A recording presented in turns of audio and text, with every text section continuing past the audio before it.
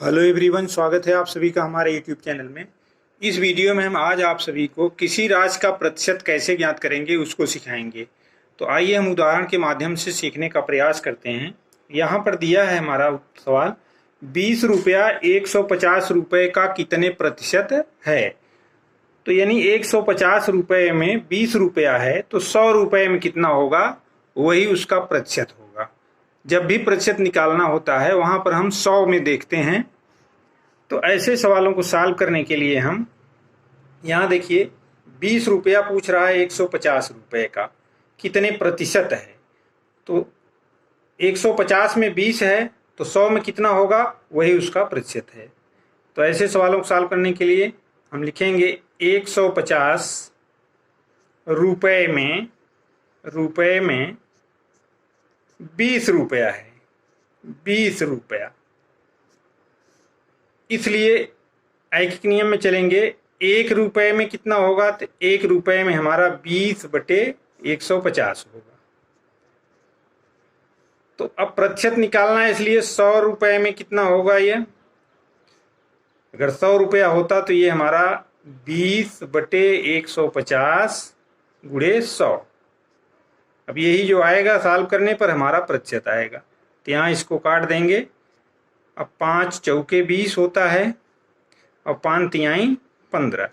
अब ये हो जाएगा 10 चौक 40, 40/3, 40/3 यानी भाग देंगे तो 3 एकम 3, 3 तिहाई 9, 13 सही 1/3 प्रतिशत। क्योंकि 100 में निकाल रहे हैं इसलिए ये इतना प्रतिशत होगा। तो 20 रुपया 150 रुपये का 13 सही 1/3 प्रतिशत होगा। तो इस तरीके से हम ऐसे सवालों को सॉल्व करते हैं।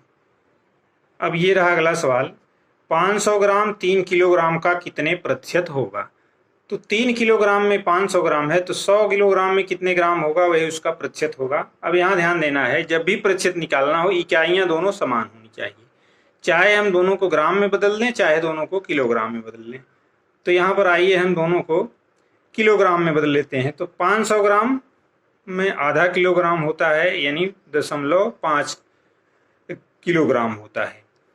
तो आइए यहाँ लिखेंगे 3 किलोग्राम में है, 3 किलोग्राम, 3 किलोग्राम में है 500 ग्राम। 500 ग्राम को हम किलोग्राम में जब बदलेंगे, ग्राम को किलोग्राम में बदलने के लिए 1000 से भाग दे दिया जाता है। तो ये हमारा 3 किलोग्राम में है 500/1000 किलोग्राम। अब ये किलोग्राम में चेंज हो गया हमारा, जो ग्राम में था। इसलिए 1 किलोग्राम में कितना होगा, तो 1 किलोग्राम में इसको सरल कर लेंगे हम। यहाँ पर 5/10 ये हो जाएगा 5/10। अब यहाँ 1 करेंगे 3 भाग हो जाएगा यहाँ पर, तो ये यहाँ आ जाएगा 5/10 गुणे 3 यानी 5/30 हो जाएगा। तो 1 में 5/30 किलोग्राम होगा, इसलिए 100 में कितना होगा, वही हमारा आंसर आ जाएगा। इसलिए 100 में, अब ये हो गया 5/30 गुणे 100 कर देंगे हम। अब यहाँ 1 0 से 1 0 कट जाएगा, 10×25 50, 50/3 यानी ये हमारा आ जाएगा 3 एकम 3, 3 छक 18, 16 सही 2/3 प्रतिशत। यही हमारा आंसर होगा, 16 सही 2/3 प्रतिशत। अर्थात 500 ग्राम 3 किलोग्राम का 16 सही 2/3 प्रतिशत होगा।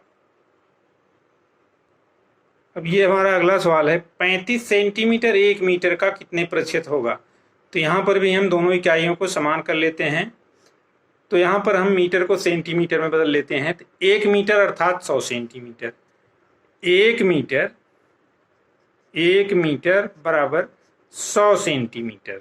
100 सेंटीमीटर, 100 सेंटीमीटर में है 35 सेंटीमीटर, 35 सेंटीमीटर। अब तो इसलिए 1 सेंटीमीटर में हम निकालेंगे। 1 सेंटीमीटर में तो ये हमारा हो जाएगा 35/100 होगा। अब इसलिए पूछ रहा है कि 35 सेंटीमीटर 1 मीटर का कितने प्रतिशत होगा। तो हम जब भी निकालेंगे तो 100 में ही निकालेंगे। तो 100 सेंटीमीटर यहाँ दिया भी गया है, तो 35% सीधे हो जाएगा। ये हमारा हो जाएगा 35/100 गुणे 100, यानी ये हमारा हो जाएगा 35%। 35%। यहाँ सीधे सवाल दिया भी गया है, जब भी निकालना है 100 सेंटीमीटर में 35 सेंटीमीटर, इसका मतलब ये 35% हो गया। यहीं से हमारा स्पष्ट हो जाएगा। अब आइए अगला सवाल देखते हैं। अब इसमें दिया है 35 केले 200 केले का कितने प्रतिशत होगा। तो यहाँ देखिए लिखेंगे, चूंकि 200 केले में 35 केले हैं, तो 100 केले में कितने केले होंगे, वही इसका प्रतिशत होगा। 200 केले में कितने केले हैं, 35 केले। 35 केले, इसलिए एक केले में 35/200 कर देंगे। अब प्रतिशत निकालना है चूंकि, इसलिए हम 100 में निकालेंगे। तो 100 में निकालेंगे तो ये 35/200 गुणे 100 हो जाएगा। यहाँ ये कट गया, अब इसका आधा हो जाएगा, यानी 17 सही 1/2। 17 सही 1/2 प्रतिशत, यानी 35 केला 200 केले का 17 सही 1/2 प्रतिशत होगा। इसका यही आंसर होगा। अब ये रहा हमारा अगला सवाल। एक पाठशाला में कुल 600 विद्यार्थी हैं। पाठशाला में कुल 600 विद्यार्थी हैं, परीक्षा में 12% विद्यार्थी फेल हो गए। पूछ रहा है तो कितने विद्यार्थी उत्तीर्ण हुए। यहाँ पर ध्यान देना है, 12% फेल हुए तो उत्तीर्ण विद्यार्थियों की संख्या, यहाँ पर उत्तीर्ण विद्यार्थी लिखेंगे। उत्तीर्ण 100 में 12 फेल हुए हैं, ये ध्यान देना है। उत्तीर्ण विद्यार्थी तो उत्तीर्ण विद्यार्थियों का प्रतिशत होगा 100 ऋण 12। 100 में से 12 घटा लेंगे तो ये हमारा आ जाएगा 88, यानी 88% विद्यार्थी उत्तीर्ण हुए। तो अब 600 का यही 88% हम निकाल लेंगे, वो हमारा कुल पास विद्यार्थियों की संख्या मालूम हो जाएगी। अतः कुल उत्तीर्ण विद्यार्थी, कुल उत्तीर्ण, ये तो 100 में है 88, तो 600 में कितने उत्तीर्ण हुए। कुल उत्तीर्ण विद्यार्थियों की संख्या